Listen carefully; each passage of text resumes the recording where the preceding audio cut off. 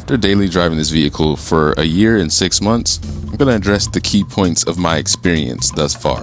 With the majority of the experiences being in the front side of the vehicle, we're going to start off with the brakes and tires. Tires have held up very well. I haven't needed to replace them yet, but the time is drawing near. Same with the brakes. I only have a bit of padding left, and I'll need to swap them out pretty soon. The issue is that well before the padding got low, I experienced quite a bit of squeaking. This is a common issue among Stingray owners. Coming to a firm stop a few times at 40 miles an hour seems to be the best way to get rid of that squeak. Driving this vehicle daily, I've scraped my fair share of curbs. Most of the time when you're hearing that scraping, it's these plastic points going up against the ground. But even with those, you can still see I scraped the corners. So I'd say going for one with a front end lift is definitely worth the money. The third thing here would be the frunk. I'd say 70% of the time it works perfectly fine. The other 30% of the time I'll press the button and it doesn't completely open, so I have to push it closed to get it to try and open again. Another thing that doesn't happen too often is that I'll receive a notification that the hood is open, even though you can clearly see here that it is closed. But opening and closing it again usually fixes the issue. The last thing with the front side of the vehicle I want to talk about is the grille. As you can see there, it's pretty beat up. They were already pretty damaged when I purchased the vehicle, but it's only gotten worse. Definitely worth getting some grille screens. Chevy sells them, but they're a bit overpriced, so I would recommend getting them from somewhere else as all the other prices are much lower than theirs. Now I want to talk about some long-term maintenance costs with this vehicle. I've had several oil changes done on it, and it's all been around the same price.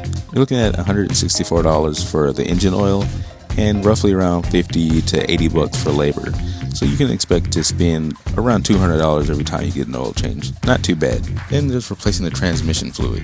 Now this can be a whole video on its own because it can be a tricky subject depending on when you purchase the vehicle and what mileage you're at and how often you drive it. The YouTuber Horsepower Obsessed has a very great in-depth video regarding the transmission. If you have any questions about that, I would definitely recommend checking that out.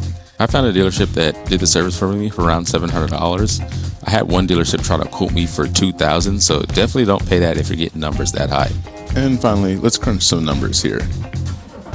A brand new 1LT C8 is going to be around $73,000 MSRP. I don't really see the point in doing that since look at this, you have damn near the same spec as I do for around $56,000. I paid $75,000 for this Stingray when it had 18,000 miles on it. And then this was about a year and a half ago when the market was relatively hot, so the markups were still high. Right now, if I sold my Corvette, I'd probably only get 45, maybe 55 if I got lucky out of this thing, because the dealership still want to make money off the car. And this is why I highly recommend that if you're going to get one of these, grab one used, because not only will you be getting the best bang for buck for performance, but also you'll generate positive equity in the vehicle very early within the loan. And if you're like me and you're looking to upgrade to a C8 Z06, having $6,000 to $10,000 of positive equity is definitely going to be beneficial. If you have a Stingray and you haven't driven a Z06, I would definitely recommend giving one at least a test drive, because I've test driven two and I can confirm that this car is on an entirely different level than the Stingray. I'm planning to get mine within the next few months, and I will be making videos about my experience with the Z06 as well. So stay tuned for that, guys. Hope this video helps you, and I look forward to seeing you all in the next video. 6,000 miles, right? 6200.